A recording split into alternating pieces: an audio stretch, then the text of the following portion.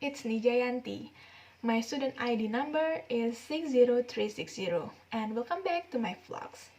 In these good occasions, I will still talk and explain about theories in international relations. And now it's time to talk about the English schools. Same as always, in the beginning, I will try to explain what the English school is. But before that, let me ask you, have you ever heard about the English schools? And what do you know about that? Well, now let me explain it to you. So, the English School of International Relations is the name given to a group of international relations analysts who believe that the relations between international actors are shaped by norms, rules, and practices that have evolved over hundreds of years of human history.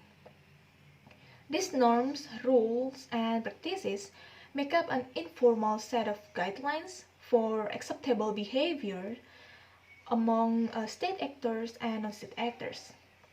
And actors who accept these guidelines are considered as a part of international society, whose norms, rules, and practices form the basis of coordination and cooperation between members.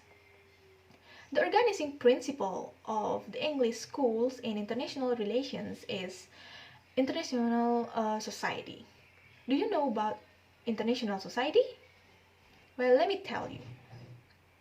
International society is a collection of international actors who share in workings of common institutions. These are norms, rules, and practices that prescribe specific types of behaviors for society's members. The four norms, which are diplomacy, international law, the balance of powers, and sovereignty, are important examples of institutions that shape state behaviors around the world. In many ways, they mark the boundaries of global international society. In order to be a member of international society, um, um, a state must at least accept the institution that define it. This is not to say that like an actor will always comply with society's dominant institutions. International actors can and do violate international society institutions such as norms, rules, and practices. But the actors who violate these international societies institutions may be sanctioned by its other members, and the sanction can range from verbal warnings to the full-scale military interventions, depending on the severity of transgressions and the power of the actors involved. And then now move to the concept and assumptions in the English schools in international relations. The first assumption is anarchy. So Hadley Bull, one of the famous English school figures, argued that contemporary international society is anarchy.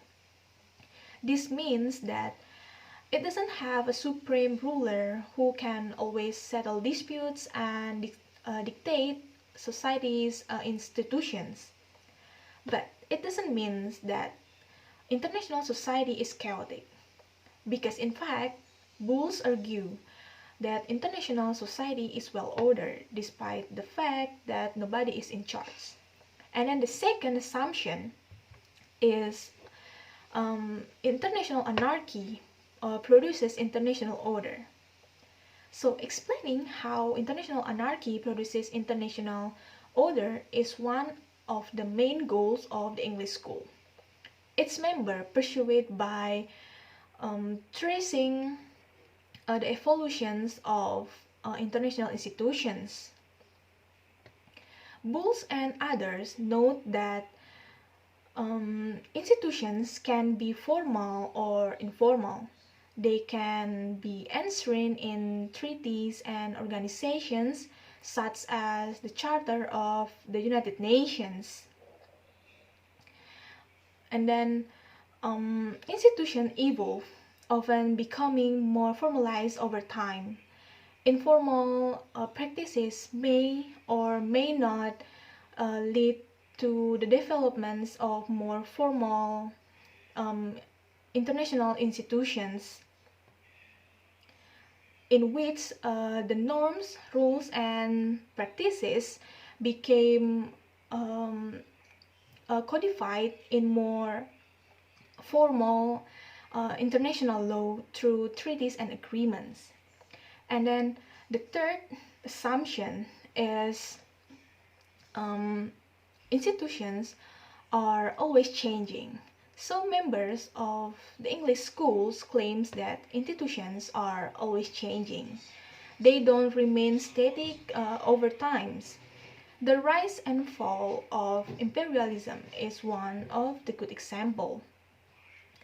So if institutions emerge and change over time, so then there is no reason to believe that the norms, rules, and practices of modern international society will remain the same forever. And then the English school approach provides an opportunity to compare institutions across history.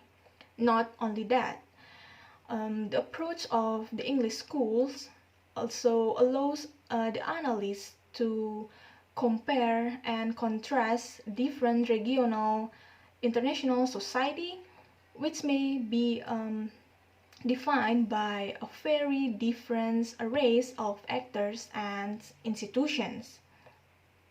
Regional international society are likely to exist alongside a thinner global society defined by a less network of norms, rules, and practices.